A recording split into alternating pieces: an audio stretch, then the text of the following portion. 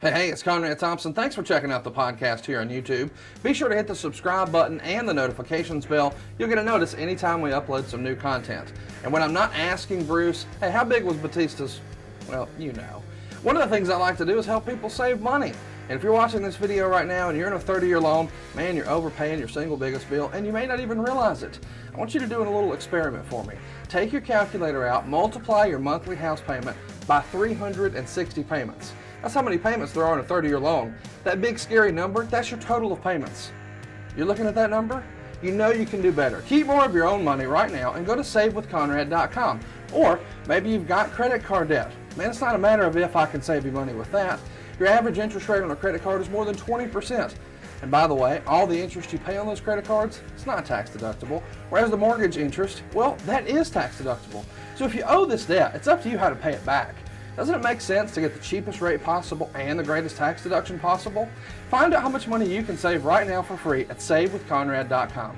You don't need perfect credit. Even scores in the 500s can be approved, and it's no cost out of pocket. But maybe best of all, we're licensed in more than 40 states. We can help more families than ever before. But how much can we save you? Find out right now for free with a quick quote from savewithconrad.com.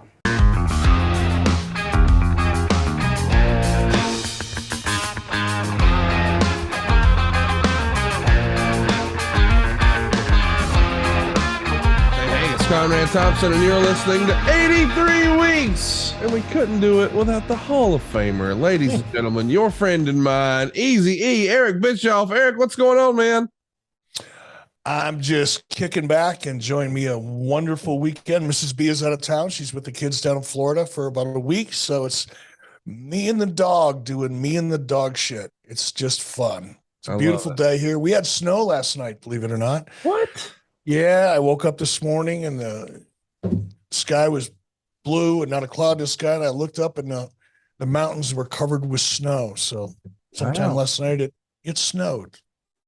How about that? Didn't expect to hear that on October 2nd as we're recording today, but I also didn't think we'd be talking about this topic. Yeah, a lot of folks, or I saw, really strong feedback from another profile that we did last week on Dean Malenko, one of the unsung heroes of WCW in the Nitro era, and what a great legacy he left behind. But every time we do one of these personality profiles, it feels like I get really, really great feedback, and last week was no exception. What'd you see about Dino Machino? Well, I saw a lot of the same things you did, literally, but I agree with you, man. I got a lot of really positive, and not only positive saying, hey, great podcast, but I was watching other people engage and debate and discuss Dean's career. So I love seeing that, man. I love seeing good, healthy conversation on social media.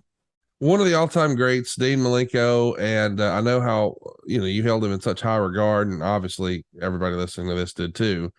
But today, boy, it's going to be something a little different. I'm excited about this one because, I think you've met the fabled Clint from Hershey, my best wrestling friend growing up, and he absolutely loved this character. His favorite wrestler of the Attitude Era, and it wasn't close, is our topic today, Raven. And of course, the first time we see Raven in WCW, he's not running around as Raven. We'll get there. He first comes into this world September 8th, 1964 in Philadelphia, grows up in Florida, graduates from the University of Delaware with a degree in criminal justice, and then decides, hey, man, I'm going to start to become a wrestler. All things. Starts to train with Larry Sharp at the famed Monster Factory as his debut in 1988 versus Jimmy Jack Funk.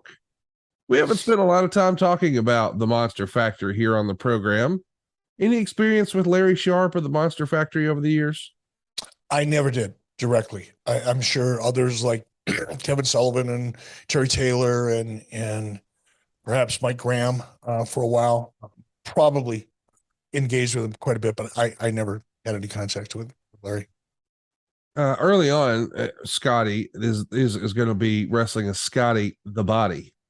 He's going to start in or wrestle in the World Wrestling Council down in Puerto Rico, and even make some shots in Memphis for Continental as Missy Hyatt's boy toy. From there, he's going to work a little more in Florida, Vancouver, and Portland, Oregon, before he finally has a tryout with the WWF in October of 1990, taking on Coco Beware in Springfield, Illinois. And he starts to go do some work for Global, which was kind of a pop-up. And boy, what a great, fascinating topic that would be in long form. Did you pay any attention to the silliness that was Global, or how that all came to be? I dropped in on it from time to time just because I was aware of it, but I certainly didn't want, I probably haven't cumulatively have watched 20 minutes of Global throughout its existence, but little clip here and there. I was aware of it. Fascinating story. Go out of your way to check it out. We did a whole episode of it on Something to Wrestle with Bruce Pritchard years ago. But while Scotty's there, he's not only going to wrestle some, he's even going to dabble in some color commentary there before eventually joining WCW in early 1992 as a character known as Scotty Flamingo. You would have first gotten to know Scotty as this Scotty Flamingo character or persona in WCW, right? Yeah. And I was thinking about that, obviously, as we were preparing to do this show, and I was trying to remember, what was my first contact and an impression of Scotty Levy as Scotty Flamingo. As you pointed out, in 92, I was still a B Squad announcer, C Squad. I don't think I moved up to B Squad at that point yet, but I was just backup announcer. And, Diamond Dallas Page and I traveled a lot to the various TV tapings because they were all within 150 or 200 mile radius of Atlanta for the most part. And I first met Scotty Levy, I think maybe on his way to his first TV shot in WCW, because he and Diamond Dallas Page were friends and had known each other, I guess, for quite some time. And that was my first interaction with Scotty.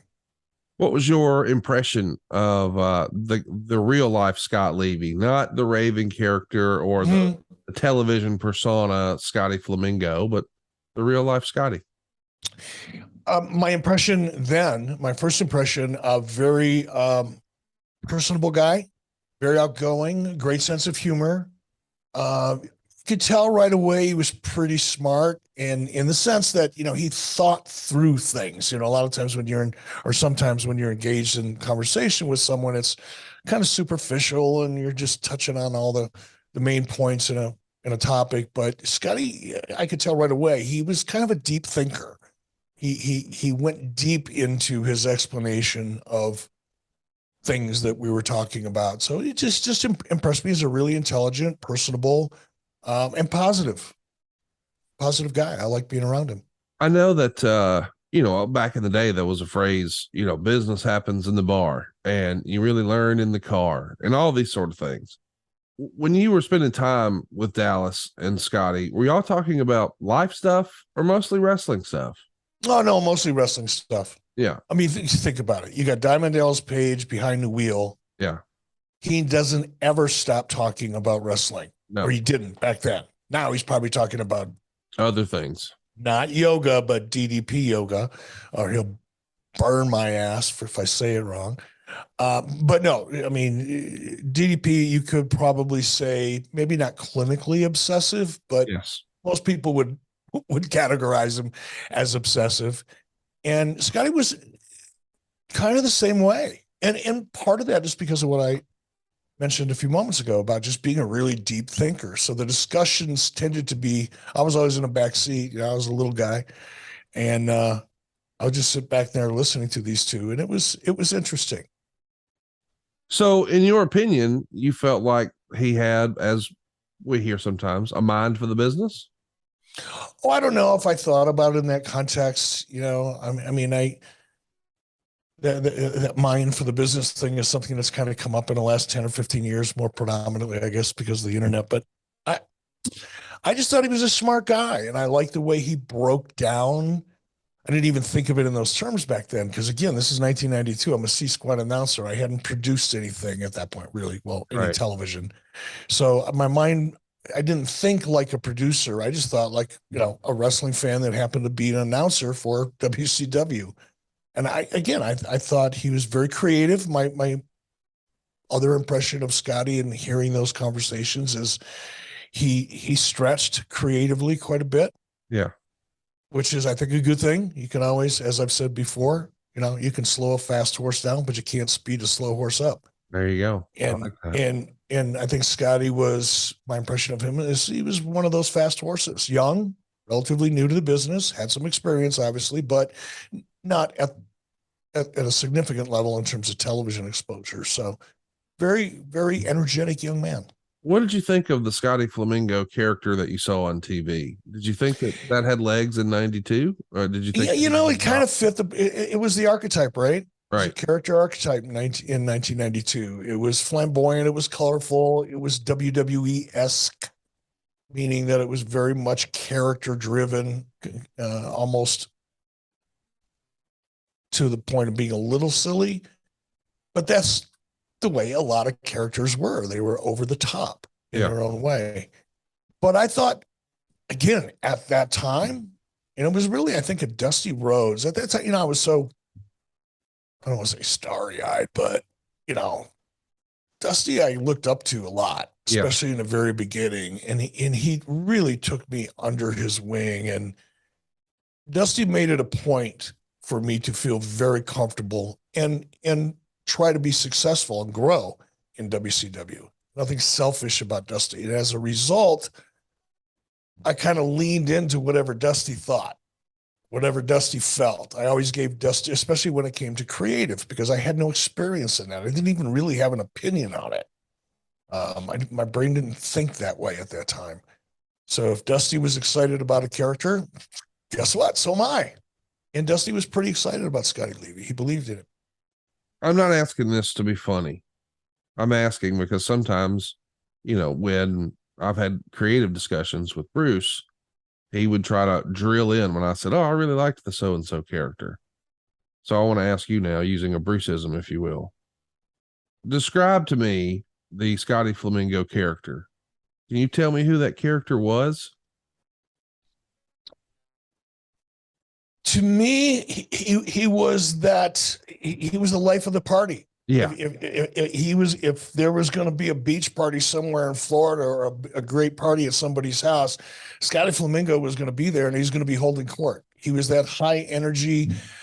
I'm trying to think of another character to compare him to, and I don't think there's anything really there. He's not. I can't think of a character that exists today that's like him, but I think if you look back at any really successful, frat movie, comedy, Yes. there's always that one character, Yes. that's the life of the party and the Yes. focus of all the energy. And that's who he reminded me of. Fantastic. Great job. So Scotty the Body wins the light heavyweight title from Brian Pillman at Beach Blast 92. He loses it to Brad Armstrong a couple of weeks later. And the transformation from the light heavyweight division to the cruiserweight division for WCW, boy, that's going to evolve in a big way over the next few years. Absolutely no disrespect to characters like Brian Pillman or Brad Armstrong or Scotty the Body, but it does feel as if, boy, when the Nitro era starts, we really throw some gasoline on that championship, do we not? Absolutely. It was, as we've talked about a lot here, it was a critical part of Nitro and the success of it.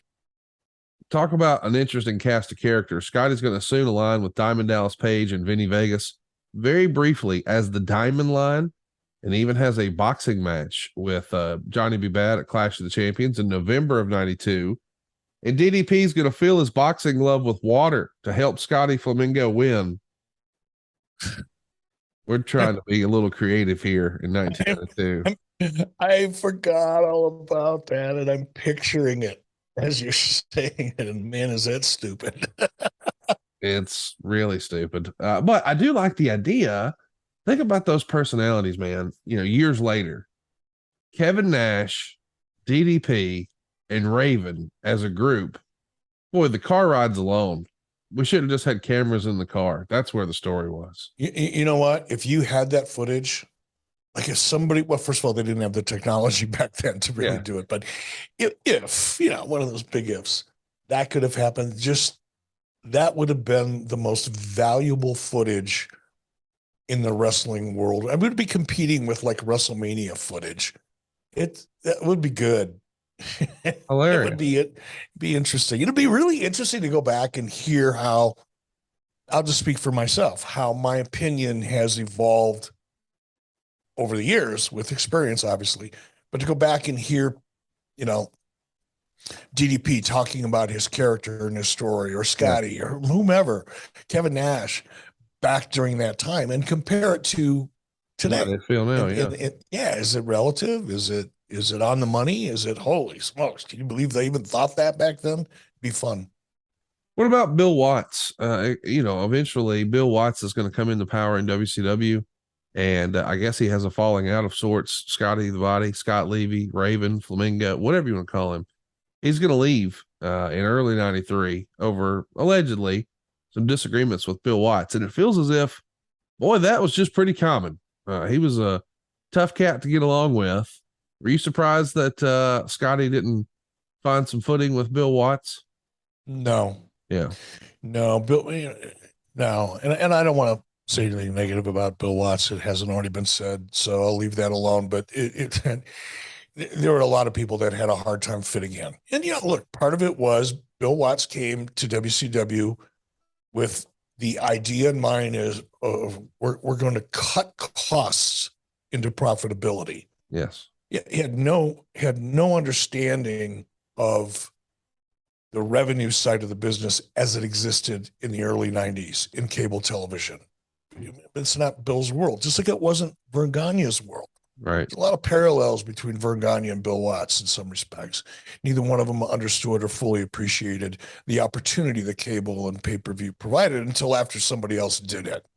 And I think when Bill Watts came into WCW, he didn't really know much about WCW. I don't think he understood the revenue model as it needed to exist then. He just knew what he read in the dirt sheets or whoever told him that they were spending money like crazy. So Bill Watts came in and his idea was cut the guts out of everything you can. And the only thing that you could really cut the guts out of was the talent budget.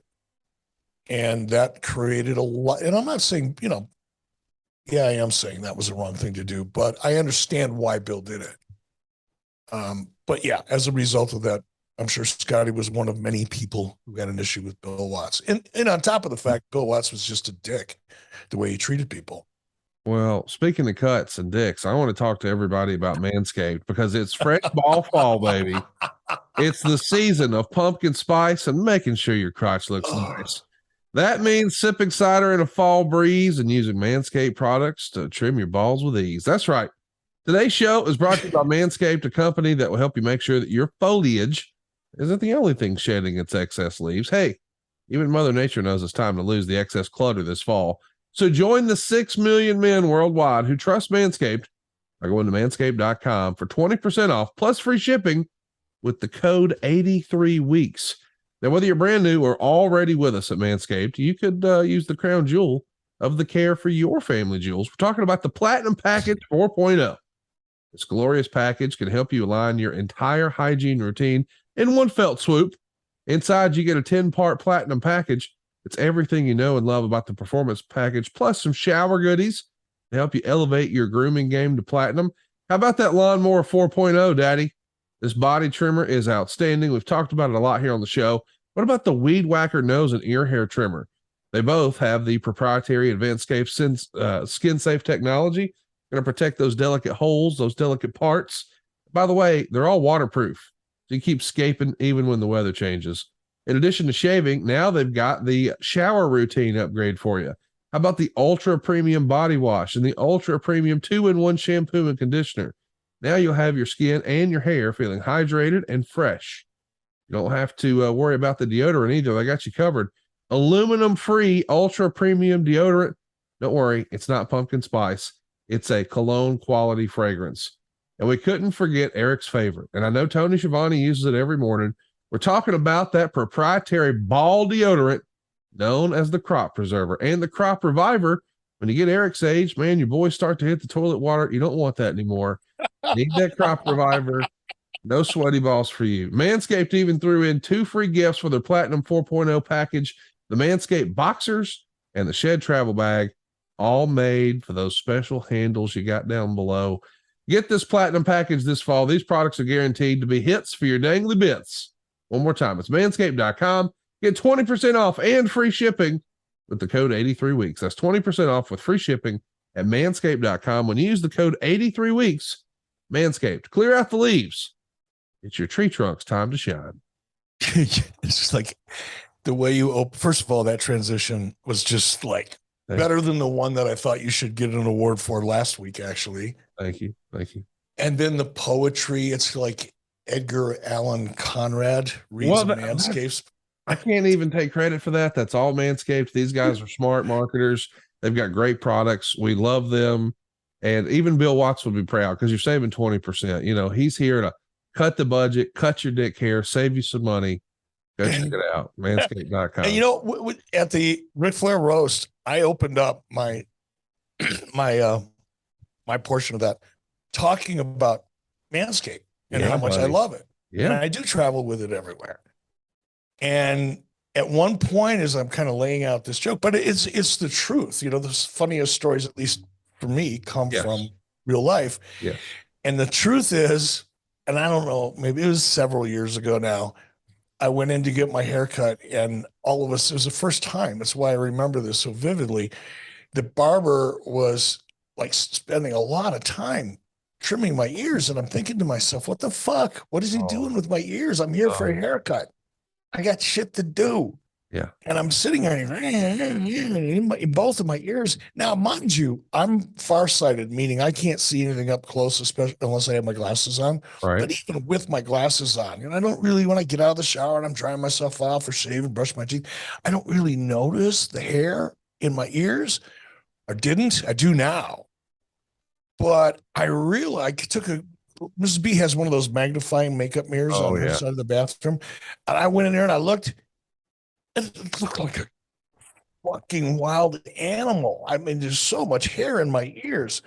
So yeah, is it the Weed Whacker? The Weed Whacker. I got one. And I carry that thing around all in my ear, and every once in a while up in my, because again, I have gray hair. So when you get a gray hair in your nose, fucker's noticeable. Yeah. You know, you may not see it. You know, if you're farsighted, you're not paying attention, you're in a hurry. But when you're in a business meeting, you're talking to somebody, you got this long fucking gray hair sticking out of your nose. It can be a little awkward when you realize it. So I don't even take the chance. I'm up there with my Weed Whacker almost every other day. Man, you're in that nose like Bill Watts was in those WCW books. Manscaped.com. The promo code is 83 weeks. Save 20%. I do want to talk about Bill because, you know, and I know he's on our topic. We're talking about Raven. We'll do a little sidebar and we'll get back to it.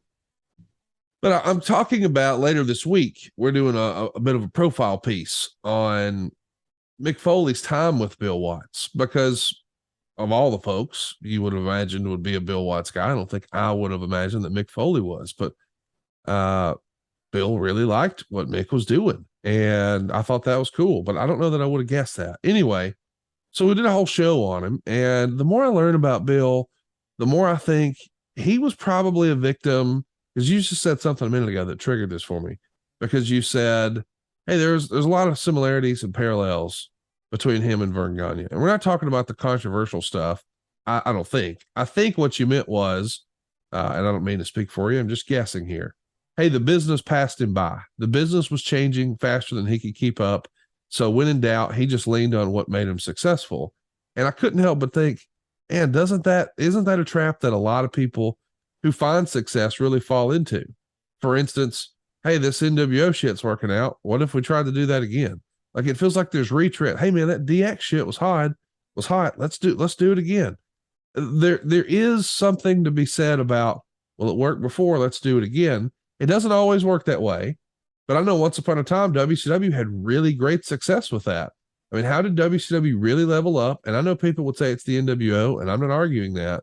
But when you first bring in the yellow and red Hulk Hogan and you put him against Ric Flair, it sets all kinds of records for WCW in the summer of '94, Beach Blast, or Bash at the Beach, rather. And WCW never really looked back. With the success of that show, eventually you're able to spin off Nitro, and now you're competitive with Raw. And certainly the NWO was the thing that took the catalyst up, blah, blah, blah. But leaning on, hey man, here's the most bankable star in ever, not just modern history, but ever. Let's just get him, figure it out. And it worked. until it didn't. But that's sort of the trappings that a lot of successful people fall into, right? Let's do what brought us to the dance. Perhaps. I think it's human nature. Yeah. Of course, it's human nature, especially when you're in the entertainment business. You're going to lean on past successes and past experiences, good and bad, hopefully. Specifically with promoting, because you're trying to guess, right, and figure out, hey, what's the next big thing? What's going to get some attention? What will hit? What will people be attracted to? Well, but I think in the case with Bill, and why I wouldn't cut him quite as much slack, okay, is he was going back to a strategy. It wasn't a creative strategy. It was a business strategy that worked for him in an era where the revenue model was completely different than the revenue model that he was stepping into at WCW. Now, you can say, well, he was just going back and doing what got him to the dance in the first place, but how big of a dance did he get to? Well, there you go. He got to a junior high school prom or high school prom. He was never a major player in the television industry. Television was a means to an end for guys like Bill Watts and Vern Gagne. Television wasn't the end, or at least a significant portion of the revenue model then.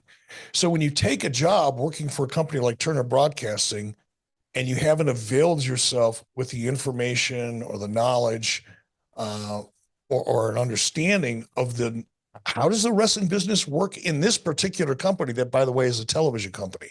Right. It's like kind of, first thing you'd think about, I think. You should. How am I going to take the experience I had in Mid-South in dealing with talent and all of that, and how am I going to make that work in this new environment that I really don't know much about? And I think if Bill would have been able to acknowledge that you have to know what you don't know, right, instead of just storming in through the door and Bigfooting your way through everything and hoping it works out. And that's what Bill Watts did. He didn't really understand pay-per-view. He didn't really understand television. He certainly didn't understand what made a good television show, at least at that time in the early 90s. He may have been able to do a really good 1-hour studio show in Mid-South, that filled up an arena somewhere in his territory, but that's not the same thing as good television. And Bill didn't know what he didn't know. And rather than learning it, he just came in and Bigfooted his way through it. Well said. So eventually we know that Scott Levy, our topic today, as we said, he's going to leave Bill Watts and pop up briefly in Memphis. And then he becomes Johnny Polo in the WWF. I think it happens in May of 93. He's going to pop in as the manager for both Adam Bomb and the Quebecers. We haven't really spent a lot of time talking about what you watched or didn't watch of the competitors. Were you watching any WWF TV in 93? No. No. I mean, again, I was aware if I heard about something that maybe was coming up that was significant, that people were excited about or interested in, and I got word of that, I'd check it out. But I didn't study it. I didn't keep track of it. I didn't really think about it much. I'm not asking this to be funny or argumentative. I'm trying to learn. Why not? Did you not think it was important to see what the leaders in the space were doing, what the competitors were doing, or did you not want to have any of your ideas tainted where you started to position yourself to be, as you've often said on the show, less than, better than, or different than? Hey, if I'm watching their stuff, it's going to influence me. Is that part of the strategy or something else? No, I mean, look, to the extent that there were things about the WWF that were really noticeable to me, different than WCW, better than WCW. Let's specifically production values. I watched WWF at that time, and when I would drop in, more often than not, I was dropping in to see how they produced their show. Right. I wasn't tuning in to watch a wrestling match. This is going to sound horrible. I'm going to get burned. I'm going to get crucified for what I'm about to say. Let's do it. But guess what? I don't care. I'm just not that big of a fan of wrestling matches. I'm a big fan of Story. the story and the way the show is architected. That's a word. Built, formatted, created. I'm a big fan of new ideas. Sometimes they work, sometimes they don't. So when I watch wrestling, even back in '93, I didn't watch it the way people that like to watch wrestling watch it. I watched it and broke it down. And at that period in time, in particular '93, because now I'm executive producer shortly thereafter when I started watching, and my world, my universe was limited to lights, audio, graphics, venue selection for TV to a certain extent. You know, I had control over the physical production of the show. Right. I had zero input on the creative side of things. So I didn't think about things that I didn't have any input on. I only thought about and sought out examples of what the competition was doing better as it related to the things that were in my wheelhouse. I just didn't play in other people's sandboxes, or I was not even curious about their sandbox. I wanted to see how they shot this shit. Yeah. I wanted to get a feel for their formatting. I wanted to get a feel for their graphics. And you don't have to watch the show every week to do that. Well, if you were watching the show, you would have seen that he was being used as a manager, and he would occasionally work as a color commentator. And he started to get more and more reps there, working with Vince McMahon or Gorilla Monsoon on TV. And then he winds up, deciding that he needs to reinvent himself and becomes a character in ECW. But before we get there, do you think it's kind of odd that Vince McMahon, clearly saw value in the guy? I mean, he's putting him on TV a lot as a manager and then all over TV when he's doing color and things like that, but not as a wrestler. That to me is kind of a head scratcher because and listen, I understand that it would be easy to say, well, he was in the light heavyweight division. He's not a small guy. Was that curious to you that Vince saw his value, in front, not in the ring, but still in front of the camera? Again, is it weird to me now? Yeah, maybe. Yeah. Because we've now become accustomed to guys who are smaller, on the smaller side of larger than life. We become so accustomed to those that it's not a big thing anymore. Scotty is what, 6 foot, 6'1", maybe? Yeah, I think he was billed at 6'1", which to me, like anytime that came up, it's like, was he really smaller than Bret Hart? Was he really? No, I mean, Bret Hart, and part of it was Bret. I don't want to talk about Bret right now, but Scotty, when he came into WCW, I was like, I noticed that he was smaller than a lot of the talent in WCW, even at that time.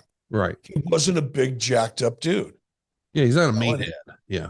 No, he wasn't in the gym, 8 hours a day, and he wasn't taking all the vitamins that were so prevalent at the time. Okay. He wasn't a big, jacked up bodybuilder kind of dude. He was good size. He was average. Yes. 6 foot, 6'1". I think at the time, realistically, I don't think he weighed more than 210. So knowing or believing thinking I know, the way Vince McMahon looked at talent back then in the early 90s, yeah, Scotty would have fallen on the small side of the roster. See, he didn't have anything really unique. He wasn't a Shawn Michaels. He was good, but he wasn't a Shawn Michaels or even a Sean Waltman. He was good. He was very good as an in-ring performer, but he wasn't exceptional. And because he wasn't exceptional, I don't think he probably got out of the Vince McMahon stereotype of, no, he's too small. So he leaves the WWF in late 94. He wants to wrestle, and there's been hey, we weren't there, but apparently Scott was a party guy, and he knew how to have a good time, not just as this character, but in real life. And apparently was running pals with Shane McMahon, and maybe got Shane into a little trouble here and there with the family and staying out too late and doing what young men do. And when he leaves the company in late 94, you're more in charge of WCW now than ever before. Do you remember Scott making any approach to see if there was any interest in maybe him coming back? Did anyone on your side of the fence say, hey, what about, not what about Raven? That'd be years later, but did it come up at all? Or does he just find his way down in ECW and that's when he's on your radar? Yeah, he wasn't on my radar at all. Either in WWF, really. I wasn't paying attention to what he was doing there, and certainly not in ECW. Scotty, I mean, again, because I knew him, I had already worked with him in WCW in the early 90s. I was certainly aware of who he was. He ended up on my radar, probably, I would say Kevin Sullivan and or DDP are probably the ones that came and said, hey, you know, Scotty's available. Take a look. I think he's got a character that works. That's my guess. I don't remember, to be fair. But you don't remember having a conversation before ECW at all, right? I don't think so. I mean, not that I can remember. I'm not saying it didn't happen, but it certainly wouldn't have been a substantial conversation or one that I probably should remember 20 years later. 25. I think as the story goes, DDP has a pretty great relationship with Scotty, and I think he has a lot of input on the Raven character. And Raven becomes really maybe the character that Paul Heyman sunk his teeth into the most in that era. And a lot of people would say, well, it's because Paul sort of saw himself more as that character. And he had some great feuds with the Sandman and Tommy Dreamer. There was even that controversial crucifixion angle. Is any of his work at any point ever even mentioned to you in ECW? I mean, we know eventually, you know, when the transition happens in 97 and he comes over, but when you're hearing, I mean, are you hearing, man, you got to see these promos. They're unlike anything else. Or, hey, did you hear about the controversy? They crucified a guy. Does any of that come up at all? I would imagine something that's controversial, like a crucifixion. Yeah. It would have come to me in one way, shape, or form. Again, either Kevin Sullivan, maybe DDP, quite possibly Janie Angle, my assistant, who was the one that usually made sure that I caught wind of things like that early on. But again, it didn't matter. Yeah. I just didn't care, to be honest. So I know you weren't watching ECW at the time, but boy, they were putting on some really great programming. I assume you've mentioned before that Kevin Sullivan and Terry Taylor would have been two guys who were keeping a hold on that and giving you reports. I think so. I mean, I don't know that. I never sat down and asked him, and it's never come up. But in conversation with them. But I do know that Kevin in particular was interested in that market and that style of wrestling was something that Kevin Sullivan was more interested in than others, you know, on the creative team. And I think Terry Taylor as well, because of relationships. But yeah, I mean, that's my guess, is that they're the ones that saw what was going on. Again, nobody ever sat down and said, Eric, you got to look at this tape. Look what ECW did last night or last week or whatever. That never happened. So talk to me about, you know, how something like ECW would get on your radar. And boy, I'm not trying to pick a fight here, but they have their first ever pay-per-view in April of 1997. Prior to that, of course, they don't have a television deal. Yes, they're on TV, but it's syndicated. It's Friday night. It's Saturday morning. It's the crack of dawn. It's 2 a.m. It's whatever. So it's not exactly something that a national company like WCW would really probably be concerned with. But now they're on pay-per-view and they're making a little bit of noise. And again, they don't have national TV. So how many pay-per-views are they really going to sell? Maybe it's not really a threat, but you often wonder, well, if I've got to even think about when they're on the calendar, or does a wrestling fan have to think about, do I have it in my budget to buy 1 or 2 pay-per-views, but maybe not 3 this month, whatever it may be. All I know is there's an offer that comes down in June of 97, just a handful of months after, or I guess maybe even May is probably when it really happened. 1 month after the pay-per-view, where Raven's in the main event as the world champion, dropping the title to Terry Funk. And then before you know it, there's conversations with WCW. And this has become a very controversial thing over the years, Eric. We've talked about this earlier this year, and I think you were even a little surprised that there was a story of a quote-unquote mole. Maybe there was some backstage tension, and the inner workings of ECW with Paul Heyman and Todd Gordon, and you were a Paul guy or you were a Todd guy. And Todd was apparently friendly with Kevin Sullivan and was sharing contract information and trying to help some of that ECW talent make some more money. And one of those characters, maybe the first one, is Raven, one of the top guys, former world champ, former main event of their very first pay-per-view. And now he's coming to WCW. And I'm sure that that's Kevin Sullivan, right? I would bet almost everything I own that Yeah. would be the case. Yeah. So how is this character explained to you? Is it simply, Eric, these guys are on pay-per-view, he's one of their top guys, we can get him and it'll be affordable based on our pay structure? Or does he really love the character and think this will be new, this will be interesting, this will be fresh? What's the pitch to get you to go I think the pitch was the character. Yeah. Again, because I knew Scotty. I worked with him. It wasn't like they were trying to introduce me to somebody I didn't know already.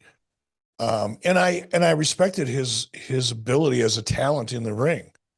And I knew that he was potentially great on the mic. I think he needed some direction, but that's subjective. But I knew he had all the potential on the mic. I knew that he was great in the ring, and I was already familiar with him. So it didn't take a big pitch. It was, hey, he's available. We need talent. Take a look at this character. That's pretty much it. Did you watch any of the character in ECW? Did they put together some sort of a highlight tape for you or something? No, maybe. I mean, I can't say for sure yes or no. I would have imagined that they would have, or it's quite possible that it's like, let's fly him in, take a look at him, we'll have a conversation and go from there, and maybe not even see tape. That's just as possible. Well, I only bring it up because you've been pretty honest about saying, I didn't fucking like the character. I did. It's fascinating to me. Hey, they wanted to bring him in. They liked the character, and well, I didn't like the character. Why bring him in? Because I could be wrong. Okay. I mean, look, there were a lot of characters. Don't say a lot. There were characters that I just went, I don't know. But the audience liked him. Right. Right. I've said this before, and it's worth noting again. I have a lot of respect for Ted Turner. Right. I mean, if you look at what that man accomplished in terms of media, we kind of have forgotten about the frontier that he conquered not that long ago within our media lifetimes. And now we're on to Elon Musk and Bill Gates and all these others. But Ted Turner was a real pioneer and an amazingly gifted person. But one of the things that I remember, and Ted didn't say this to me directly, like in a meeting or in an elevator. It was part of a meeting that I was at. It was a company-wide meeting, so there was whatever. But Ted said something to the effect, I'm paraphrasing here, is, one of the things that I learned about programming my network is not to program it for myself. Because if I only program my networks for the things that I like, I'm entertaining an audience of one. And you have to, and I took that to heart. And it's just kind of common sense. Just because I don't like egg foo young doesn't mean that egg foo young shouldn't be on a menu at a Chinese restaurant. You gotta program your network. You gotta create your television, your wrestling show. You need to build your product list for your market. And maybe there's some things on that product list you may not necessarily enjoy, or there's something at that buffet you just don't really want to eat. But damn, there's a lot of other people that do. So you go with it. I didn't base everything on what I liked and didn't like. It's what I saw potential in and didn't see potential in. Well, here's what we both like, and that's getting some good sleep. And buddy, we're sleeping better than ever, thanks to Sleep Me. Sleep Me is the new home for Chili Sleep. We've been bragging about Chili Sleep forever. It's such a big part of Eric and I's lives. And they're bringing you the same great sleep that Chili Sleep had, but under a new name. We're talking about Sleep Me. Sleep Me makes the coldest and most comfortable sleep systems available. They create the perfect environment that meets the body's natural need for lower core body temperatures, promoting deeper, more restorative sleep. Chili Sleep makes the Uller, that's what I've got, the Cube, and now the new Doc Pro sleep system. Either way, we're talking water-based, temperature-controlled mattress toppers that fit over your existing mattress to give you the ideal sleep temperature. These mattress pads keep your bed at the perfect temperature for deep, cold sleep. These sleep systems are designed to help you fall asleep, stay asleep, and give you the confidence and energy to power through your day. And they also launched the brand new Doc Pro sleep system.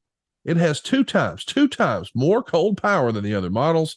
It's whisper quiet, and it has a tubeless mattress pad design that allows for 5 times more cooling contact. Pair it with the new Sleep.me app for enhanced device control and sleep scheduling. That's right, you can schedule it. My wife does this. Her bed heats and cools on a timer every single night. I say her bed as if we sleep in a separate bed. It kind of feels like it at times, though. She likes her size warmer. I like my side cooler, and we can have that happening in the same bed at the same time. Chilly Sleep is amazing. Head on over. It's sleep.me/83 weeks to learn more and save 20% off the purchase of any new Doc Pro, Cube, or Ehlers sleep system. This offer is available exclusively for 83 weeks listeners only for a limited time. That's sleep, SLEEP.me, that's ME/83 weeks. Take advantage of our exclusive discounts. Wake up feeling refreshed every day. Eric, I'm sold on Sleep Me. As I've mentioned here before, I've got one on my bed right now. I travel with one. I've even ordered the new Doc Pro sleep system. Yes, I'm saving 25%. Man, you sold me when you told me it's whisper quiet, twice as cold. Man, they just keep getting better, and we're sleeping better as a result, right? We are indeed. And in fact, Mrs. B just ordered Chili Sleep for all of our guest bedrooms. Wow. Because it tends to get a little warm here in the summertime when people are visiting and we don't have air conditioning, and it works so well for her that we said, okay, it's going to be a while, but they're coming next summer. So let's start stocking them up. So we're adding like one bedroom at a time and putting Chili Sleep on all of our beds for our guests. It's fantastic, man. You're going to love it. Your guests are going to love it. Just try it. I'm telling you, everybody I've put this on, I mean it. All my friends at the office, all my friends down at my favorite watering hole, my parents, everybody I know has heard me brag about Chili Sleep. Yes, I'm their paid spokesperson here, but in my real life, I am an unpaid spokesperson because I believe in it. I love it, and you will too. Try it. I'm telling you, you'll be glad you did. That's sleep.me. Come on now. So let's talk about he comes in here, he being Raven. He's going to make the debut. Before we talk about that, I hate to just be a brass tacks guy here, but I'm going to have to. Occasionally, you have in your perception where someone is going to be. If you were building a football team, you would think, okay, this guy is going to be the guy who can turn our whole franchise around. He will be our Michael Jordan. He will be our Joe Montana. Or he could just be a really good player on the team who makes the squad and helps the team, but maybe we can't necessarily build around him. So I'm not suggesting that perhaps the Raven character coming in, man, he's going to be our next Sting. He's going to be our next Hulk Hogan. We don't like to talk about people that way, Eric, but when you're formatting a show, you have to. You've probably got in your mind's eye an A talent, a B talent, a C talent.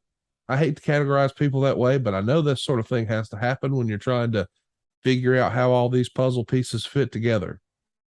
What group would you categorize Raven in? If you can't give me a letter or a tier, just throw me some other characters. I saw the Raven character achieving potential like so-and-so or such and such. Can you do that? No, I do think of characters in terms of A stories and B stories and C stories. There you go. And D stories. Raven was a solid C level player, B level player potentially. But again, put yourself in my shoes or anybody's shoes who's making a decision at that point in time. What do we do with this character? How do I see this character as an A character or a B character, C character, C level, whatever? You've got to work with the information and the knowledge you have at your fingertips. And what knowledge and information did I have at that time when we were considering, or I was considering bringing Scotty in, or how did I see him once I made that decision? Right. He was in WCW. He was in WWE. He was in ECW. Made a lot of noise, but not really. Same thing. And now I got a chance to bring him in here. What would it take for me to look at somebody who's been floating around and has had several pretty high profile opportunities, just never quite made it? Didn't break through for whatever reason. His fault, other people's fault, doesn't matter. He's never broken through. So what is the audience's perception of him? Probably close to the same as mine. Talented guy, fun to watch, interesting character, but the audience knows he's never broken through. He's never cracked that mid-level border, I guess, whatever you want to call it. He's The just never glass broken ceiling. through. Yeah. So why would anybody think that I would look at him and see something different than what the audience has been experiencing for quite some time? And that's not a knock on Scotty. And I know, because I have been honest and just blunt. I didn't like the character. Doesn't mean I didn't like the guy. Right. Doesn't mean I didn't think the guy had a lot of talent. I just didn't feel that character, as it was being presented to me and to others, was a level, meaning, main event potential, multiple main event pay-per-views per year. I didn't see him fitting into that category based on his body of work and previous success. Now, listen, I understand you're saying he couldn't break through sort of the middle of the pack is the way you were describing it, maybe. But he was in the main event of the ECW show. He was their world champion. I mean, who cares? That is, I promote a wrestling match here in Cody, Wyoming, and 500 people show up at an auditorium, and I make myself a world heavyweight champion. Who the fuck cares? Well, I'm with you, but my point is, a smart mind in the business, and Paul Heyman saw value in this character. And when he put his product out there, and maybe it wasn't super substantial, but once upon a time, WCW, now the 97, that's different. Once upon a time, the house show business for WCW was not what anyone would call very substantial either, but you still had Sting on top. Sting was on top when things were bad. Sting was on top when things were good. It's not necessarily always up to the guy, right? So some of this is just a function of the system he was in, didn't have national television, didn't have these big resources. But if he had perhaps created a character that a smart mind like Paul Heyman thought, man, he could be our featured guy. He could be in the main event. That's got to make you think, well, with the right resources, with the right platform, maybe? Or do you not think that's the way it works? It's not the way it worked for me. Okay. Paul Heyman is a brilliant guy. Let's just get that off the table. No, there's not many people that I respect as much as Paul Heyman when in the wrestling business. That said, Paul Heyman saw that Raven was the right guy for Paul Heyman's audience at that time. Paul Heyman's audience at that time had nothing to do with WCW's audience or its target audience at that time. It's like going to a record label, and this is a bad analogy because I don't know fuck all about the music business, but because somebody happens to be an up and coming country artist doesn't necessarily mean that they're going to be able to be a pop artist, right? I mean, they're two different audiences. Paul Heyman was playing to a very violent, holy shit, type of an audience that were looking for blood, gore, and extreme levels of violence that they couldn't get in any other form of television, and the characters that liked to play them, right? That's what Paul was doing. It didn't fit WCW. There was nothing commercial about it. There was nothing. They're two different products. So while Paul saw all this potential in that particular character for his particular audience, doesn't necessarily mean that it would translate. Do you think in hindsight, Ravens run in WCW was doomed from the start just because you weren't sold on it, whether it was ECW or the character, or I guess what I'm asking is, do you think this character was ever going to get a fair shake? Because it does feel as if you've almost You got a fair shake. Look, I had an opinion, but I still hired him. I wanted to be proven wrong. Yeah.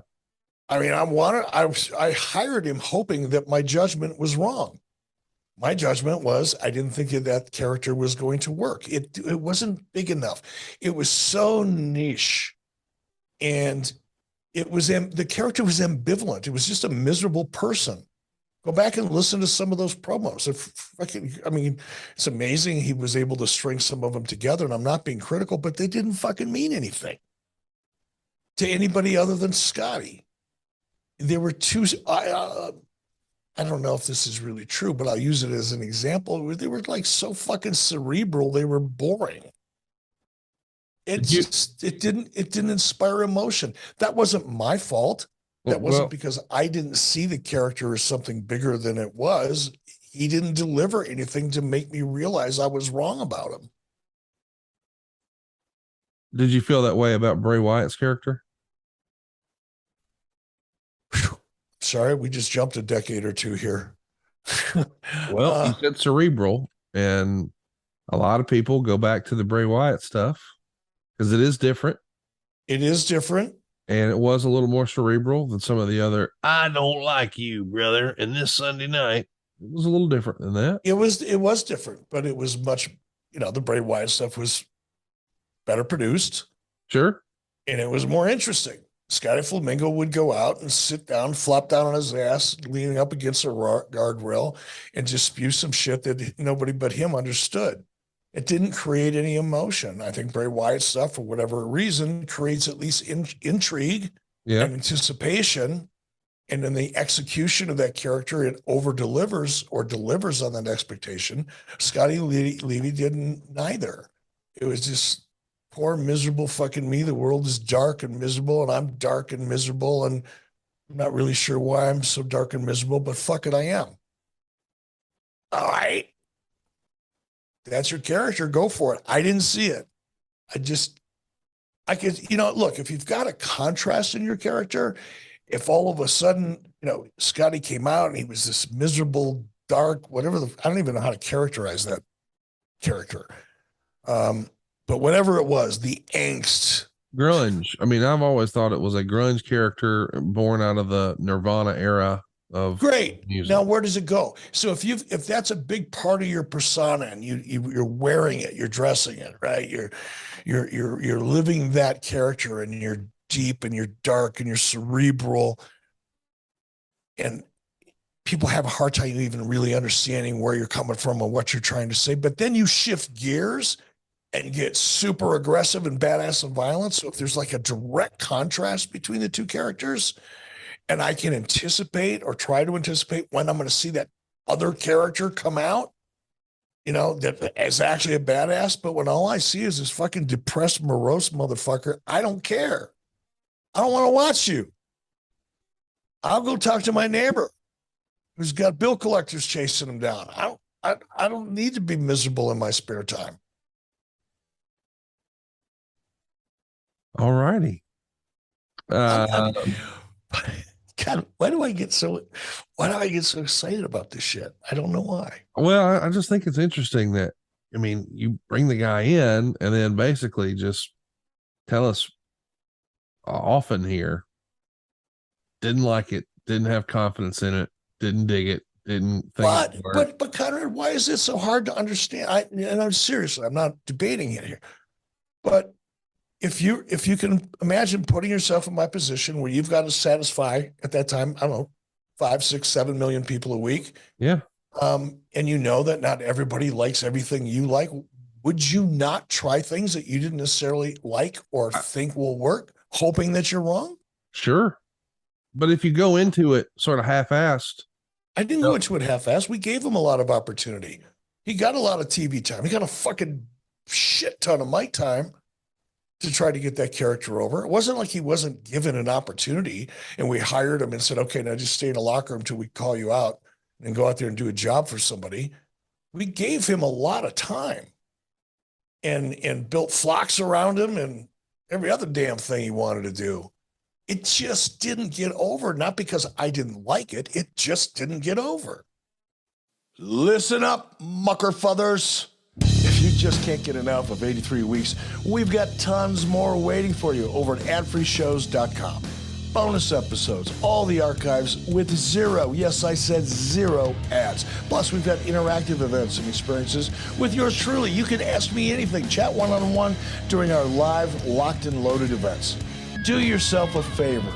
Right now, Google the internet and you won't find a better value in all of wrestling. Come on, man, you can't beat it. Join the family today at adfreeshows.com. So we've talked about his first appearance earlier this year in the archives. Happened on the June 30th Nitro. It was always reported that the character we saw, the Raven character in ECW, was really a collaboration of Paul Heyman and Raven working together on the character. And boy, whenever we hear that sort of thing, a lot of people think about Vince Russo and how, he worked well with Vince McMahon. But then when we saw Russo without Vince McMahon, people started to say critical and say, oh, well, that's what it was missing. Do you think, in hindsight, perhaps some of the reason that the ECW character maybe was a bigger hit in ECW than it was in WCW was because Paul Heyman was collaborating there and he was not here? No. Okay. I'll go back to there were two different audiences. The ECW audience was a disenfranchised wrestling audience that didn't like WCW or WWE because it was too bland and too sterile and too cartoonish. So they went to an extreme with blood and violence and sex and every other fucking thing. But it was the disenfranchised, that disenfranchised wrestling fan that still wanted to watch wrestling, but just didn't want to watch WWE or WCW. That was his audience. And that disenfranchised, miserable, dark, grunge character played well into that tiny little fraction of an audience that made up the audience that WCW had at the time. It worked for Paul. It wasn't going to work for either WCW or WWE. That audience wasn't interested in it. I guess not to the extent that it needed to be to justify the amount of real estate that it was getting on television.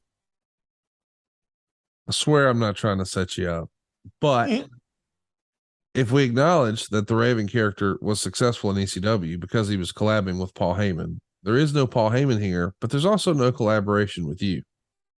And we've talked about it a lot here on the program that you spent a lot of time with the NWO, the Hulk Hogan stories, the Sting stories, the big stories you were involved in. And we've heard for years and years that Vince really concerned himself with the main event. So he would spend a lot of time worrying about what the top guy, what the A story would be, to use an Eric Bischoff phrase.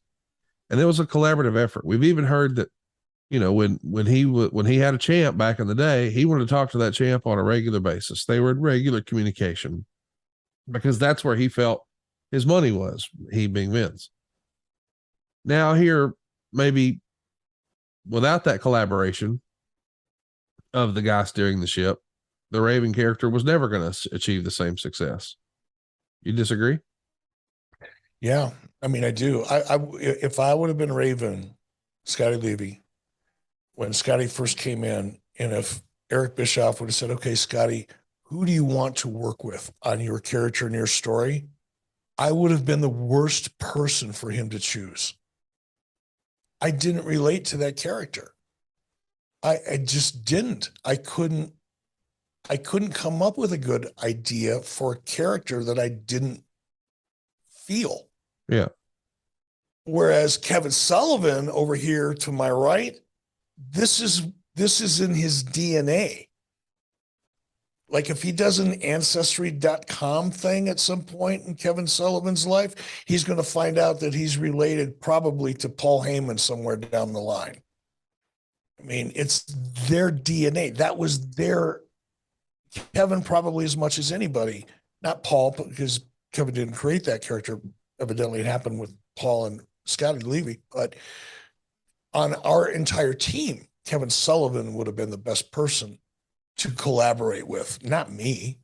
And by the way, if it would have worked and Kevin and Scotty would have had that Paul Heyman Scotty relationship and it would have worked, I'd have been the biggest fan. So I don't think it's a fair. I understand why people would suggest it or think perhaps that was the case, but I don't believe that to be true. I created the opportunity. I committed to him financially. I committed television and real estate to him. I committed a lot to that character, even though I didn't relate to it, but others did. Well, when we do finally have this character debut for WCW, there's going to be some debate back and forth with ECW and WCW about the Raven IP. The Observer had this to say. They claim Scott Levy came up with the Raven name and character with the help of Diamond Dallas Page, and that Page offered him to Paul Heyman more than 2 years ago. Heyman at first was reluctant, figuring Levy was going to establish a new gimmick and just go back to the WWF, but Heyman was promised that Levy would stay a minimum of 4 months in ECW with the gimmick and wound up staying closer for 2.5 years. Although Levy has acknowledged several times that he did sign a non-compete on pay-per-view contract with Heyman that expires on October 13th, he claims to not have a copy of the contract, although the claim is that part of the deal is that Heyman acknowledged that all intellectual and mark rights of the Raven name and character were Levy's and not ECW's, which would kill that point. Nick Lambros of WCW apparently asked Heyman to send a copy of the contract because they informed Heyman they were planning on using Levy on the July 13th pay-per-view show. In the letter, it specifically stated that if Heyman didn't respond in 10 days, they're going to put Raven on the show. Heyman never responded, nor sent WCW a copy of the contract, which from a legal standpoint, because of the warning, WCW feels it was in the clear to use Levy on the show, a point agreed with by one contract lawyer I spoke with regarding that point. Eric Bischoff in a Prodigy chat with Bob Ryder basically acknowledged the same point. It was a last-minute deal on the pay-per-view as the company was expecting Heyman to spring the contract on them at the last minute. And if they felt it was binding, the Raven Richards segment would have been scrapped from the show. Now, listen, we've talked about this before, that there's some magic threshold. Maybe it's under 100 grand, maybe it's 200, maybe it's 80 grand, whatever it is. Once you understood the system, you could pretty much sue Turner back in these days and they would just settle and get you a check. Is that what this felt like to you, Paul? Just trying to get a quick payday here because he knew. Yeah, of course it was. Paul cried wolf all the time. Paul's dad was an attorney and Paul grew up, in a household with an attorney, and Paul was a brilliant guy and he probably learned enough about law just being in the vicinity of his father growing up that he could talk a pretty good game. But we learned early on, it was a lot of bluffing, a lot of threats, hoping that a payday would happen. Nick Lambros, by the way, we don't talk much about Nick Lambros.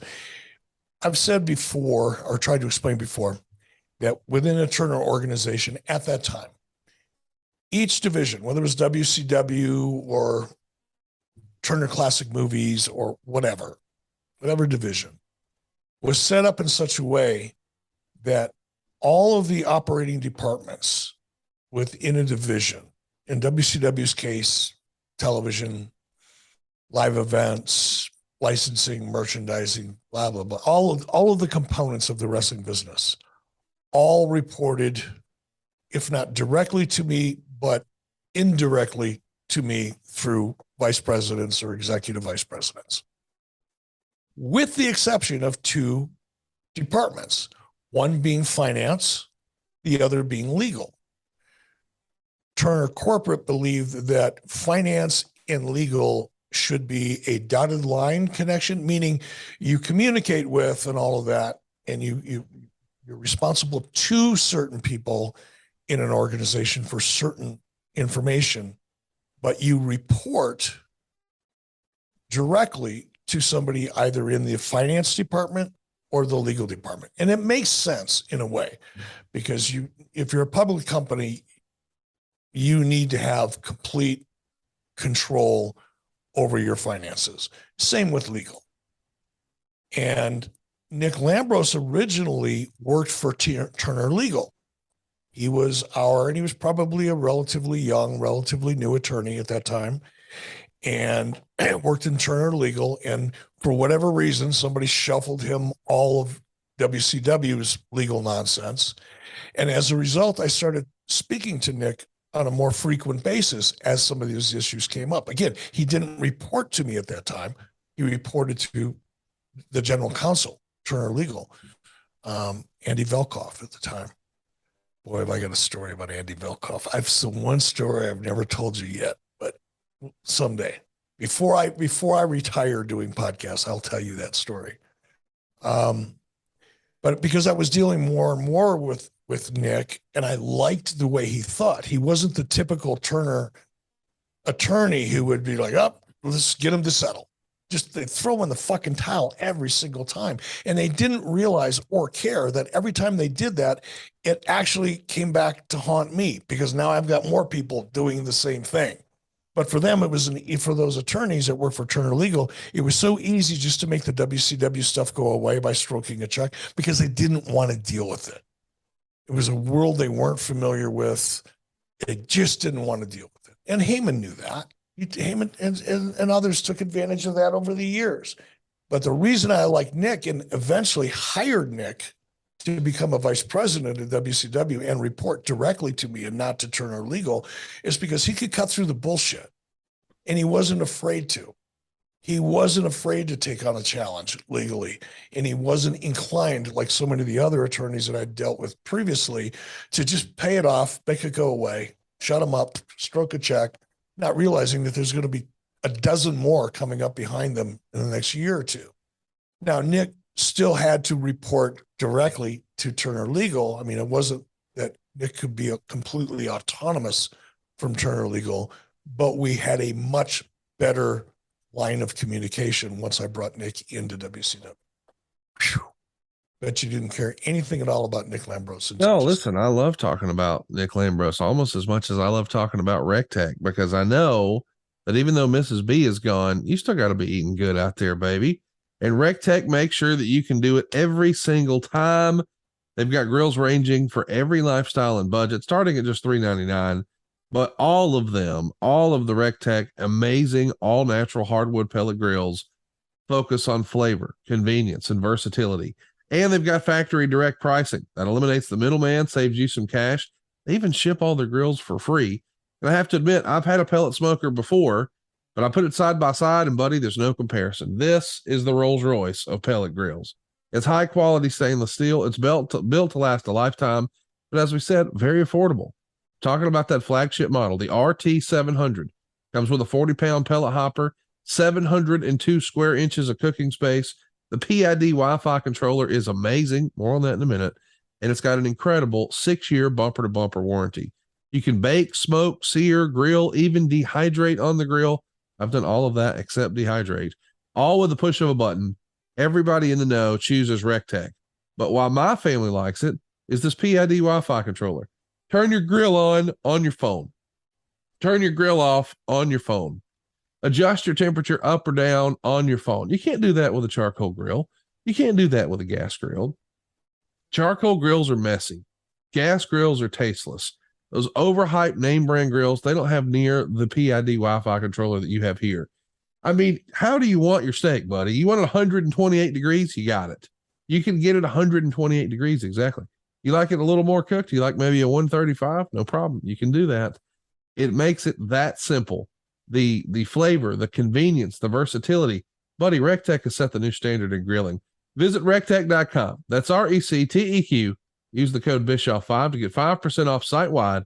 That's 5% off their top-notch wood pellet grills. They're one-of-a-kind RecTech icer coolers. Their chef-tested rubs and sauces, accessories, merch. Everything's 5% off at rectech.com when you use the promo code Bischoff5. Eric, you're loving your RecTech, are you not? I am. And you know what I made last weekend? Now, I didn't film it. You know, usually I, film the stuff I'm doing and I post it on social media because I have fun doing that stuff. But it was raining outside and I just wasn't in the mood. But I made a smoked venison chili on the RecTech. Now, I know you're probably not a big venison eater, right? You don't hunt deer and all that. Right. But I do. Mrs. B and I love wild game. We're both going to be going elk hunting next month here in Wyoming. And last year I got a nice whitetail, but I wanted to make something unique on the RecTech. So I thought, I'm going to do a smoked venison chili. Now, the problem with venison is it's a very, very lean meat. There's very little fat, so it's very healthy. But when it comes to cooking, because there's not a lot of fat in it, right, marbling or anything, it's sometimes difficult to work with. So I had this idea, and I was so proud of this idea, and I still am. There's a little store where we live. It's a cooking supply, basically, but it's like high end, really cool stuff.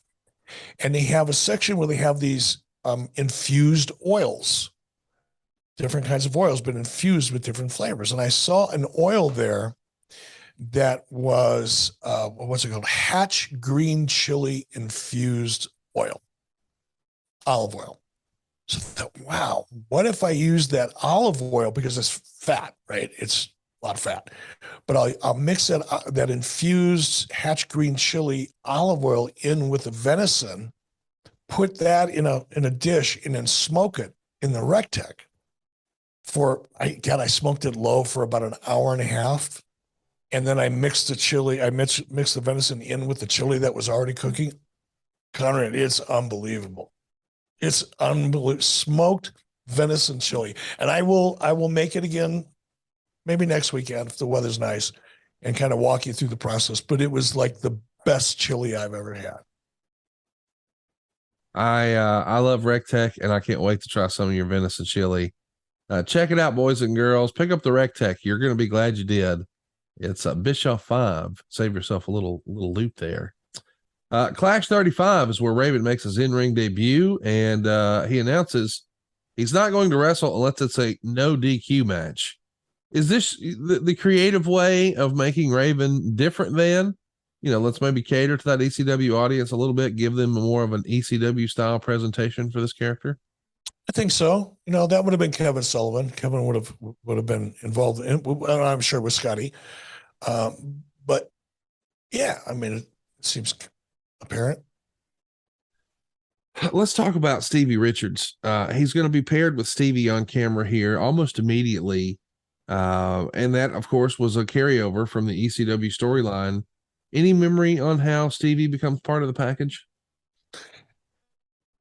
No, other than it probably made sense to Kevin Sullivan at the time, and to me, obviously. I really liked Stevie Richards. I liked him as a person. Right. I still do. I mean, I don't like him anymore. I just haven't seen him in a long time. Great talent.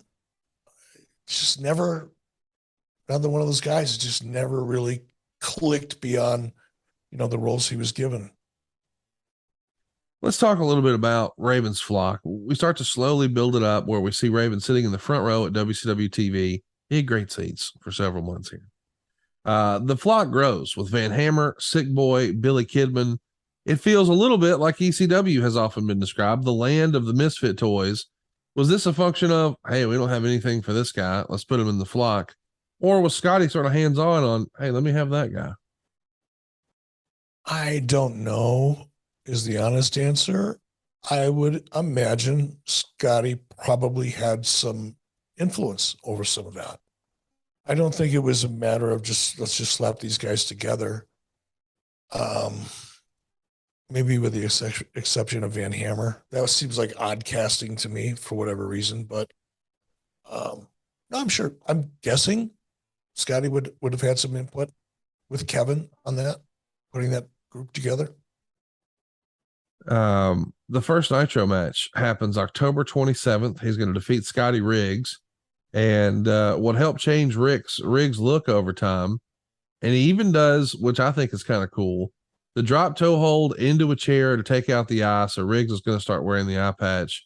That's pretty funny, though. I mean, not funny, but I like that. That's creative. A drop toe hold into a chair at the time. I wasn't seeing that a lot. I dug it. What did you think of that move? Yeah, it's pretty unique, isn't it? Yeah. I like it. So, of course, Riggs is eventually going to join Raven's flock after he loses to him at the World War III pay-per-view. And Saturn eventually joins the flock as well. And Raven and Saturn together make a lot of people, think, hey, they're just trying to put some ECW guys here together. Was there a thought behind that? Not necessarily calling it an ECW contingent, but maybe, like I just saw that Fletch movie. And there's a scene where you see the real-life John Hamm have an on-camera interaction with someone else you are familiar with if you're a John Hamm fan, and you think, oh, those are the guys from, I won't give a spoiler, that other thing. That is what you're looking for, or did you think, well, fuck it, let's give them a little ECW contingency here? I hate to answer questions like this because you're asking me a direct question. I love being able to give you a direct answer, but I wouldn't have been involved in the creative on this. It really would have been Kevin Sullivan. And I can only guess. That's all it is. But I'm guessing Kevin probably thought, let's just take a page out of ECW's book.